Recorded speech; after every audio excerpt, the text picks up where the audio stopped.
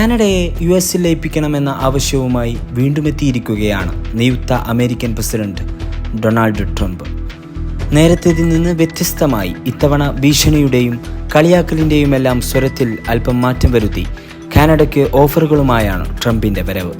നികുതി കുറയുമെന്നും സുരക്ഷ ഉറപ്പാണെന്നുമെല്ലാമാണ് ട്രംപ് നൽകുന്ന വാഗ്ദാനം.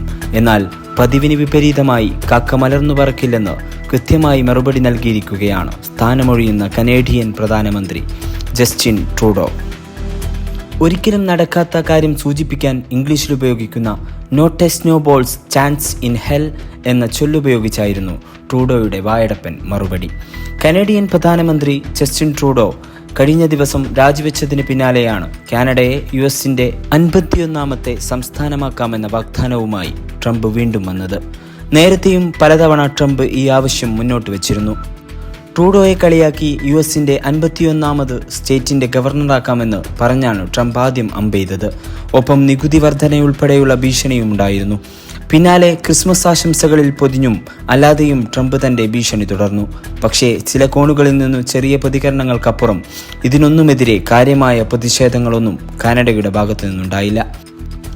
പ്രധാനമന്ത്രി പ്രതികരിക്കാത്തതിനെതിരെ കാനഡയിലെ ഭരണകക്ഷികളിൽ ഉൾപ്പെടെ ചെറിയ നീരസങ്ങൾ പ്രകടിപ്പിക്കപ്പെട്ടെങ്കിലും ട്രംപിന് അതേ നാണയത്തിലുള്ള തിരിച്ചടി വന്നില്ലെന്നത് ഏവരെയും അത്ഭുതപ്പെടുത്തുന്നതായിരുന്നു. പിന്നാലെ ട്രംപിന്റെ താരിഫ് ഭീഷണിക്കെതിരെ ഉൾപ്പെടെ ചെറിയ പ്രതികരണവുമായി ട്രൂഡോയും 1-2 സ്റ്റേറ്റുകളുടെ പ്രീമിയർമാരും രംഗത്തെത്തിയെങ്കിലും കുറിക്കുകൊള്ളും വിധമായിരുന്നില്ല അവയൊന്നും. കാനഡ US-ൽ ലയിക്കാൻ ആഗ്രഹിക്കുന്നുവെന്ന് ചിത്രീകരിക്കപ്പെടാൻ പോലും അവസരമൊരുക്കുന്ന തരത്തിലായിരുന്നു കനേഡിയൻ നേതാക്കളുടെ മൗനം. അതുകൊണ്ടുകൂടിയാവണം കാനഡക്കാർ US-ന്റെ ഭാഗമാകാൻ ഇഷ്ടപ്പെടുന്നു എന്നുകൂടി തട്ടിവിടാൻ ട്രംപ് ഇത്തവണ ധൈര്യപ്പെട്ടു. കാനഡയിലെ നിരവധി ആളുകൾ US-ന്റെ 51ാമത്തെ സംസ്ഥാനമാക്കാൻ ഇഷ്ടപ്പെടുന്നവരാണ്. കാനഡയെ നിലനിർത്തുന്നതിനായി നൽകുന്ന സബ്സിഡിയും കാനഡയുമായുള്ള ഇടപാടുകളിലെ വ്യാപാര കമ്മിയും അമേരിക്കയ്ക്ക് താങ്ങാനാകുന്നതല്ല. ഇതറിയാവുന്ന ജസ്റ്റിൻ ട്രൂഡോ രാജിവെച്ചു. കാനഡ US-ന്റെ ഭാഗമായാൽ പിന്നെ അവിടെ ഇറക്കുമതി തീരുവ ഉണ്ടാകില്ല, നികുതികൾ കുറയും. ഇതിനെല്ലാം പുറമെ കാനഡയെ നിരന്തരമായി ഭീഷണിപ്പെടുത്തുന്ന റഷ്യൻ, ചൈനീസ് കപ്പലുകളിൽ നിന്ന് പൂർണ്ണമായും സുരക്ഷിതരാകാം.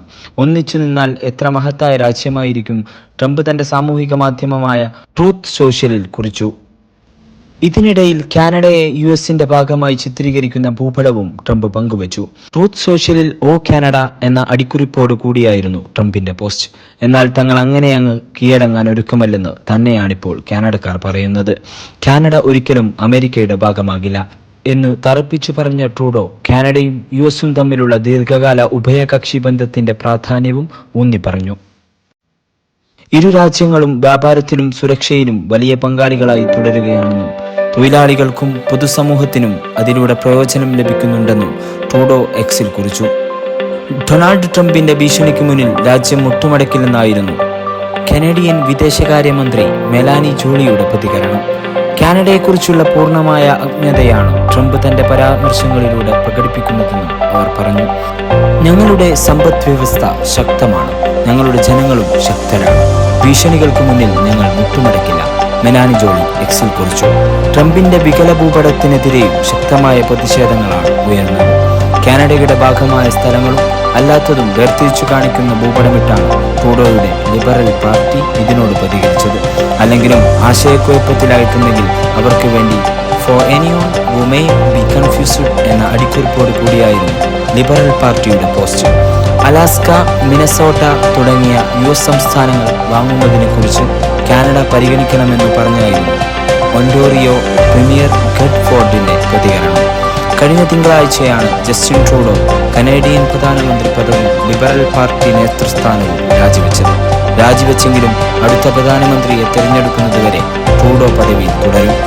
പാർട്ടിയിൽ പിന്തുണ നഷ്ടമായതോടെയാണ് ട്രൂഡോ രാജിവെച്ചത്. 2015 മുതൽ 3 തവണ തുടർച്ചയായി കാനഡയെ നയിക്കുന്ന ജസ്റ്റിൻ ട്രൂഡോക്കെതിരെയായിരുന്നു ഈ അടുത്ത് പുറത്തുവന്ന സർവേ ഫലങ്ങൾ. ഒക്ടോബറിൽ നടക്കാനിരിക്കുന്ന തെരഞ്ഞെടുപ്പിനെ ട്രൂഡോയുടെ നേതൃത്വത്തിൽ നേരിട്ടാൽ ലിബറൽ പാർട്ടി പരാജയപ്പെടുമെന്നും റിപ്പോർട്ടുണ്ടായിരുന്നു. ലിബറൽ പാർട്ടിയിലെ 20 MP-മാർ പ്രധാനമന്ത്രി പദം ഒഴിയണമെന്നും ആവശ്യപ്പെട്ട് ട്രൂഡോയ്ക്ക് കത്തയക്കുകയും ചെയ്തിരുന്നു. കാനഡയുടെ ഇറക്കുമതിക്കുമേൽ 25% ചുങ്കം ചുമത്തുമെന്ന ട്രംപിന്റെ പ്രഖ്യാപനത്തെ ട്രൂഡോ ഗൗരവമായി എടുക്കുന്നില്ലെന്നുൾപ്പെടെയുള്ള ആരോപണങ്ങൾ ഉന്നയിച്ച് ഉപപ്രധാനമന്ത്രി ക്രിസ്റ്റീല ഫ്രീലൻഡ് രാജിവെച്ചതും ട്രൂഡോയ്ക്ക് തിരിച്ചടിയായി. ട്രംപിന്റെ ഭീഷണിക്കെതിരെ കടുത്ത നിലപാട് സ്വീകരിച്ച ക്രിസ്റ്റീല ഫ്രീലൻഡ് US ഭീഷണി നേരിടാൻ ഖജനാവ് ശക്തമാക്കി വെക്കണമെന്നും നിർദ്ദേശിച്ചിരുന്നു. രാജി സമർപ്പിക്കുന്നതിന് തലേന്ന് ഗവർണർ ജനറൽ മേരി സൈമണെ സന്ദർശിച്ച് താൻ പാർട്ടി നേതൃസ്ഥാനം ഒഴിയുകയാണെന്ന് പറഞ്ഞ ട്രൂഡോ പാർലമെന്റിൽ പ്രൊറോഗേഷൻ വേണമെന്ന് ആവശ്യപ്പെടുകയും ചെയ്തിരുന്നു. അടുത്ത പാർലമെന്റ് വിളിക്കുന്നതുവരെ അംഗങ്ങളെ പാർലമെന്ററി ചുമതലകളിൽ നിന്ന് ഒഴിവാക്കാനുതകുന്നതാണ് പ്രൊറോഗേഷൻ നടപടി. കൂടാതെ എല്ലാ കമ്മിറ്റികൾക്കും പ്രവർത്തനം നടത്താനുള്ള അധികാരം നഷ്ടപ്പെടുകയും അടുത്ത സെഷൻ ഒരു പുതിയ തുടക്കമായി മാറുകയും ചെയ്യും. പ്രൊറോഗ് സമയത്ത് ഒരു കമ്മിറ്റിക്കും കൂടിയാലോചനയ്ക്കിരിക്കാൻ കഴിയില്ല. പാർലമെന്റിന്റെ താൽക്കാലിക മരണമാണ് ഇവിടെ സംഭവിക്കുന്നതെന്ന് പറയാം. തന്ത്രപരമായി ഈ അവകാശം നേടിയെടുത്ത ശേഷമാണ് ട്രൂഡോ രാജിവെച്ചത്. അതിനാൽ ജനുവരി 20 കൂടേണ്ടിയിരുന്ന നിർണായകമായ നിയമസഭാ സമ്മേളനം മാർച്ച് 24 വരെ നീട്ടി. ഇത് ട്രൂഡോയ്ക്കും ഭരണകക്ഷിയായ ലിബറൽ പാർട്ടിക്കും വലിയ ആശ്വാസമാണ് നൽകിയത്. ഇതോടെ ഒരു പുതിയ നേതാവിനെ കണ്ടെത്താൻ ലിബറൽ പാർട്ടിക്ക് കൂടുതൽ സമയം ലഭിക്കുകയും ട്രൂഡോയെ സംബന്ധിച്ച് നടക്കാനിരിക്കുന്ന പാർലമെന്റ് സമ്മേളനത്തിൽ തനിക്കെതിരെ വരാനിരിക്കുന്ന അവിശ്വാസം ഉൾപ്പെടെ ഒഴിവാക്കാൻ കഴിയുകയും ചെയ്തു.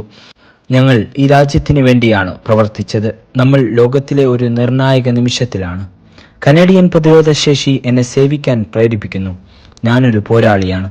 എൻ്റെ ശരീരത്തിലെ എല്ലാ അസ്ഥികളും എപ്പോഴും എന്നോട് പോരാടാൻ പറഞ്ഞിട്ടുണ്ട്. കാരണം കനേഡിയന്മാരോട് അഗാധമായ പ്രതിബദ്ധത എനിക്കുണ്ട്. ഈ രാജ്യത്തെക്കുറിച്ച് ആഴത്തിലുള്ള ചിന്ത എനിക്കുണ്ട്. കാനഡക്കാരുടെ ഏറ്റവും മികച്ച താൽപ്പര്യങ്ങളാൽ ഞാൻ എപ്പോഴും പ്രചോദിതനായിരിക്കും.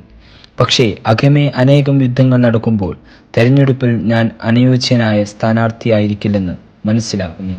സഭ മാർച്ച് 24 വരെ നീട്ടിവെക്കും. രാജി പ്രഖ്യാപിച്ചുകൊണ്ട് ട്രൂഡോ പറഞ്ഞു. ഏതായാലും അത്ഭുതങ്ങളൊന്നും സംഭവിച്ചില്ലെങ്കിൽ ട്രൂഡോയുടെ രാജിയൊന്നും കാനഡയെ ട്രംപിന് അനുകൂലമാക്കാനുള്ള യാതൊരു സാധ്യതയും നൽകുന്നില്ലെന്ന് തന്നെയാണ് നിലവിൽ കാനഡയിൽ നിന്നുള്ള വാർത്തകൾ പറയുന്നത്.